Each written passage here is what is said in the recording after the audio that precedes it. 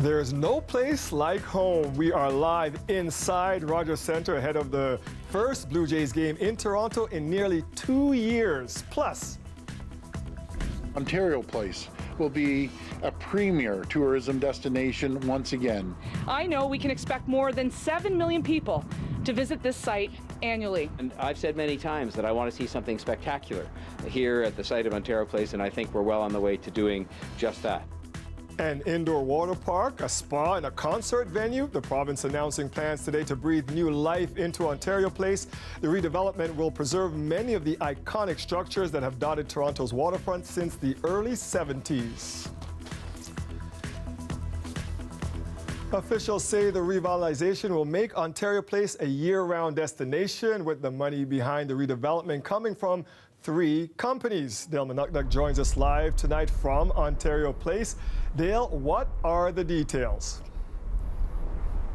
Dwight, you see the iconic Cinesphere and pods behind me, and you know that so many people have childhood memories of this place, not just Ontarians, but Canadians all over and visitors from around the world. And while this area has changed some over the years, it has the Budweiser stage, Trillium Park, other amenities, it's really not the tourist destination that it used to be. The announcement today intends to change that, to bring Ontario Place into the future while maintaining some of those nostalgic elements of the past, like the pods, like the Cinesphere.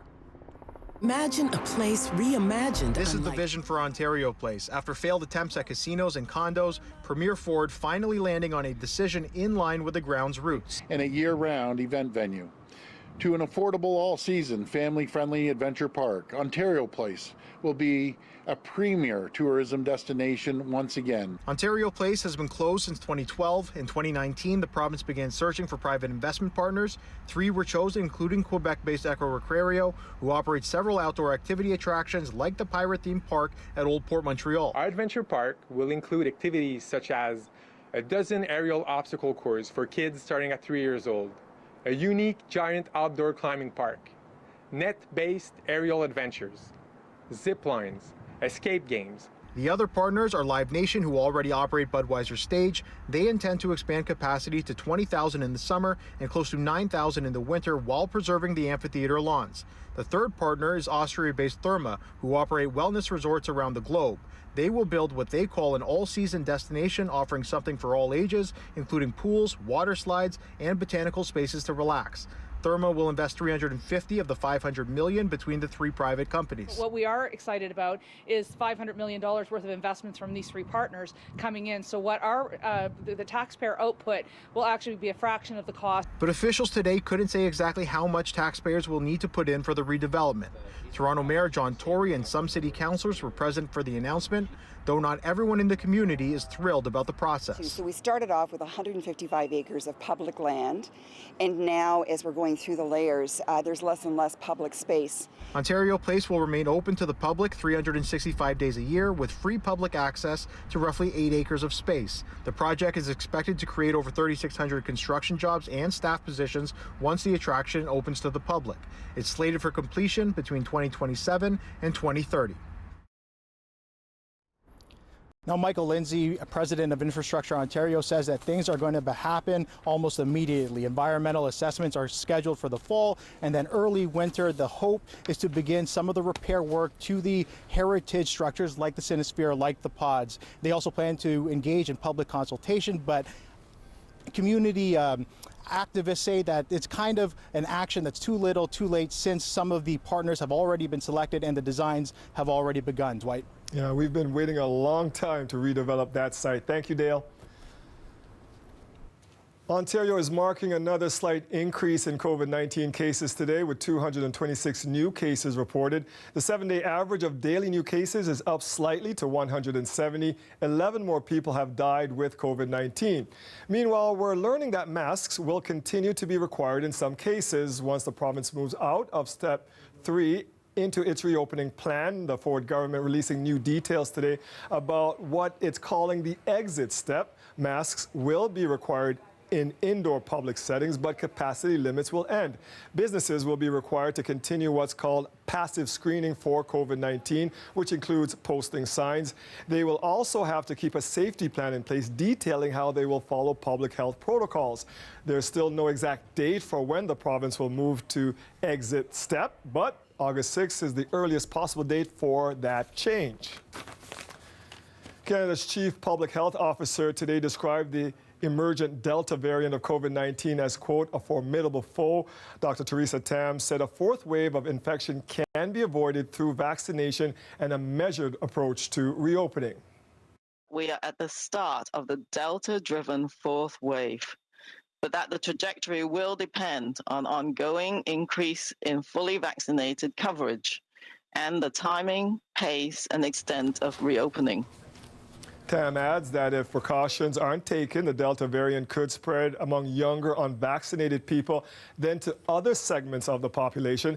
That would lead to rising case counts and hospitalizations in the fall and winter. Lauren Pelly takes a deeper look at Delta. After a summer lull with loosened restrictions, COVID-19 cases in BC have shot up in recent weeks, and the virus is now spreading faster in Alberta than it did during the peak of the province's third wave. Those early warning signs come as Delta is taking over countrywide, rising from less than 10% of Canadian variant cases sequenced in early May to more than 70% by early July. We know that where the Delta variant is identified, it really rapidly takes off and spreads between people more efficiently.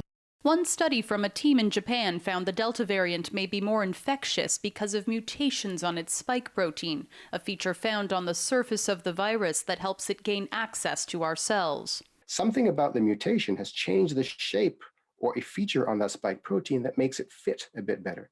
As a result, you need fewer viruses present to achieve infection. And new research shows just how much more dangerous Delta really is. Researchers in China found people infected with the variant carry 1,000 times more virus in their nose compared to the original strain, and they test positive a couple days faster. The findings all suggest this variant replicates at a quicker pace, meaning infected people shed more of it in their day-to-day lives. The good news is leading vaccines seem to ward off severe illness, even from Delta. But with less than 6 in 10 Canadians fully vaccinated, millions remain at risk. It's going to find sort of the pockets of the unvaccinated people, and nowhere is really probably going to be immune per se. There's hope rising vaccination rates means Canada will avoid the worst of another wave. Medical experts also say since we're facing a tougher enemy, we need to keep up tougher precautions, like mask wearing, a little bit longer. Lauren Pelly, CBC News, Toronto.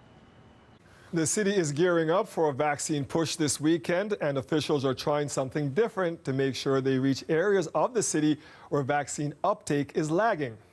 This weekend, for example, we're going to another area of the city in the East End, where we're going to go to 9 different kind of shopping plaza and grocery store locations and have clinics right there, either inside or just outside the grocery store. And we're going to have 20,000 calls placed by trusted local doctors to the people who have not yet been vaccinated, encouraging them to come to those 9 clinics. And that's the kind of thing we're going to have to do. We're going to do it day after day, week after week. The focus this weekend will be on the Taylor Massey community near Danforth and Vic Park. Health officials say this area is currently among the lowest vaccinated neighborhoods in the entire city. It's a night 670 days in the making. That's how long it's been since our Blue Jays played a game at home at Rogers Centre. Greg Ross joins us live from field level. And Greg, a momentous day in the city. Yeah, what an atmosphere around the Rogers Centre all day today, Dwight. I mean, I'm talking about that game day buzz, and we haven't had that for a long time because there hasn't been a lot of professional sports in Toronto since the start of this pandemic, but baseball is now back. And how incredible was it to see, first of all, arriving at the ballpark. The hot dog vendors were out. There were people drawing chalk murals on the sidewalks for the Blue Jays all around this place, and people walking around wearing their Blue Jays caps, their Blue Jays jerseys, lots of blue out there, lots of people wanting to cheer. Only 15,000 fans are allowed inside the stadium for this game tonight, but that's good enough for these Blue Jay players who are definitely excited to be home. It's been a while since we've heard the crack of the bat or the pop of the mitt at the Rogers Centre. 670 days to be exact. And after all of that time away, the Blue Jays are clearly happy to finally be home. It feels amazing just to be back, look up and seeing the CN Tower again. It's amazing. It's been too long, but we're so thankful. I'm so thankful and so excited to be here again. And that we're here, we're just happy, excited to be here. Half of the players on the roster weren't here the last time the Blue Jays played at the Rogers Centre on September 29, 2019. The first time here, actually. No place like home. I mean, this is awesome. And I don't really have any other words besides this is awesome. The homecoming was particularly sweet for Toronto native Jordan Romano, who's not only able to be with his family again, they're able to see him play in person. My whole family, my aunts and my grandma's going to make it out today. I went to a few games in 15 and 16 just as a fan, and the atmosphere there was unbelievable, so I'm hoping we kind of get back to that. Outside the stadium, the game day buzz was back. Words can't express on how excited I am. It's nice to be back out and, you know, doing this with my family. This man was the first to arrive early this morning and was happy to wait in line all day and didn't seem to be deterred by the fact he was the only person in line. I'm going to be the first one in there. I've waited 1.5 years for this, and I can't wait. I don't think I slept all night. And that's exactly the enthusiasm the Blue Jays are hoping for after playing home games in the U.S. throughout the pandemic. We just never really had a home crowd. In Florida, we faced Red Sox, Yankees. They mostly all those fans. In Buffalo, same thing. We were getting booed and stuff at our own place sometimes. No boos from the fans here, not tonight anyway, Greg. Today also happens to be the last chance for the teams to make trades, and our Jays are making a push for the playoffs.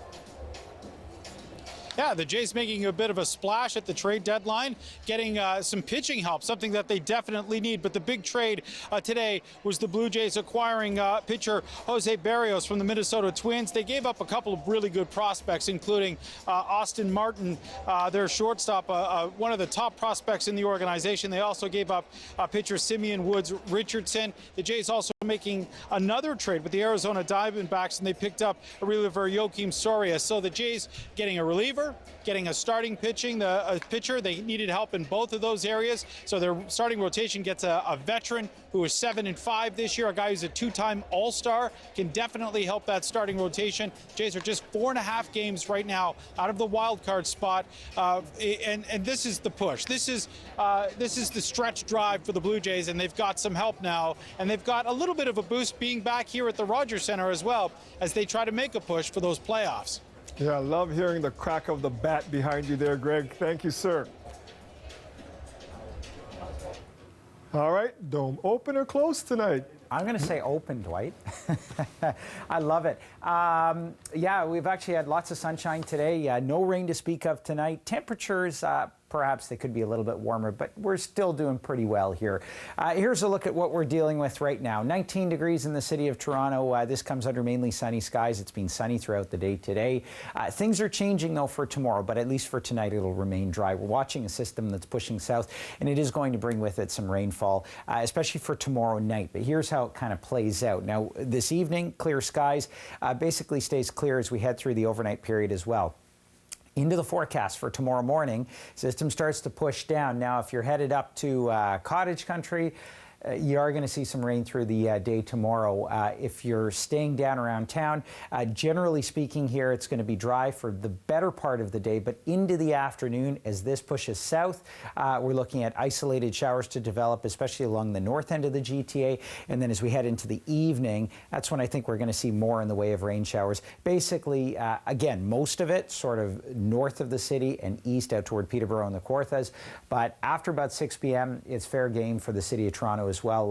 That lasts through the overnight period, then kind of tapers off, and then Sunday on and off showers. Risk of a thunderstorm in there as well for Sunday. So a bit of a mixed bag into the weekend. Probably the best day is going to be Monday, although if you're staying around Toronto or down toward St. Catharines, Niagara, most of tomorrow should stay dry.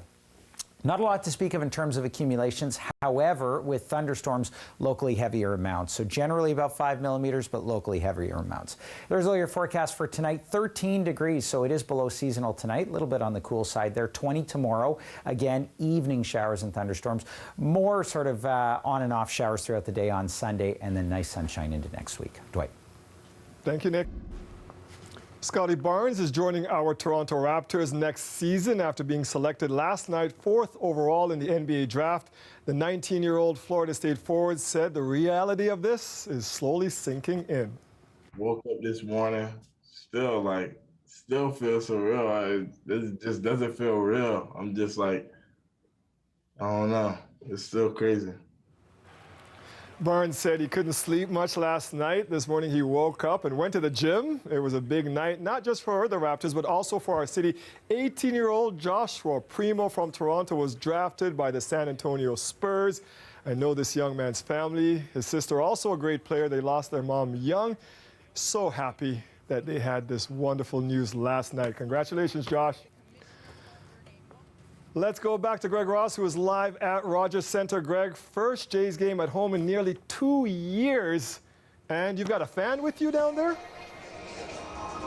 Yeah, it's starting to feel like we're getting back to normal. I've got the perfect example of that. Not only are there fans in the stands, we've got Andrew here from Toronto, Dave from Milton. They've never met each other. They just got singles tickets, and you guys are sitting beside each other. Been a while since you've been able to sit with a stranger at a ball game and watch the Blue Jays play. How exciting is this to be back? It's amazing. This used to be a normal thing when, you sat next to somebody you don't know. Used to be 15,000 people sitting next to each other who don't know each other. But just happy to be watching the Jays again. And you were able to get tickets. You paid $130. You got some pretty good seats on the third base line here. Talk about being back, what it's like seeing fans, seeing the teams out there taking batting practice. Yeah, last game I was at was spring training in Florida last year, and so it's weird being back here. It's awesome. Love it. You got this is the shirt that they're giving everybody. These guys are wearing the masks that they were given. Everybody gets a shirt with the date on it, the Jays back home. I mean, it's been almost 2 years since we've been able to do this. So you guys enjoy the game. You can see they've got their Jays jerseys on. They're ready to go. Almost everybody here in the stadium, almost all 15,000 people have a Blue Jays jerseys on, Dwight, and they are excited. They're ready to do something we haven't been able to do in a long, long time. Exciting times, Greg. Glad to see it. Thank you, sir. And the sun is shining on our boys of summer, Nick. Yes, it is. Dwight, you and I talked about it before, 92, 93. Let's see a repeat, guys. Let's see. Yeah, beautiful weather out there today. A little bit cooler than seasonal, but hey, that's okay. We need a little bit of a refresh there in terms of the temperatures. Lots of sunshine. Now, things are changing though as we head into the forecast. So I mentioned this earlier. We've got some rain showers to talk about for tomorrow. I'm going to time it out for you again and show you how this all plays out. So tomorrow morning looks pretty good. If you've got travel plans though, north of the GTA up toward Cottage Country, or if you're heading out toward Peterborough and the Kawarthas, likely going to see rainfall fairly early in the day tomorrow, certainly by the afternoon. This system pushes across. By the evening hours, we're going to start to see this pushing down into the GTA. The risk of an isolated afternoon thunderstorm, though, in the city of Toronto itself, but most of the action really kind of staying to the north of the city. Then as we head through the overnight, look for showers. Again, some thunderstorms possible tomorrow. And then Sunday, just sort of isolated on and off showers. So it'll be not an all-day rain event, but showers across the city there. Monday, by the way, looks pretty good. Here is a look at the forecast then again for the next 5 days. 20 degrees tomorrow. Stay a little bit on the cool side there compared to seasonal. 22 on Sunday with the rain showers. We start to creep up in terms of our temperatures though as we head through next week. Lots of sunshine into the middle of next week. Temperatures also, by the way, back up to seasonal. Good stuff. Right. Thank you, Nick. Have a good weekend, sir. You too. That is our show for tonight. Thank you for joining us. We'll see you back here Monday at 6, Holiday Monday. Leave you with a look at the Rogers Centers. Our Jays are back in town, back in action tonight. Thank you for joining us. Have a great weekend, and we will see you on Monday, everybody.